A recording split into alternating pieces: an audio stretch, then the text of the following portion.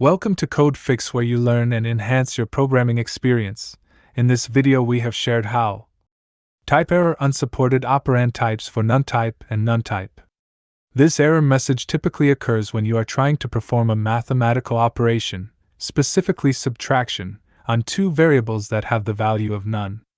In Python, none is a special value that represents the absence of a value. Here's an example that would result in this error. When you run this type of example code, then you will get this error. In the above code, both a and b are assigned the value of none. When we try to subtract b from a in the next line, we get the error message. TypeError, unsupported operand types for NoneType and NoneType.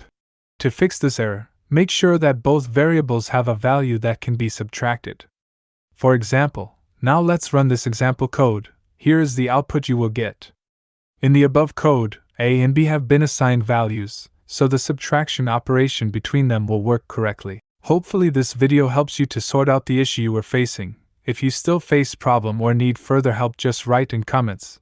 I will reply you as soon as possible. Before you go, if you like this video, you can subscribe for this channel for future videos which can help and assist you further.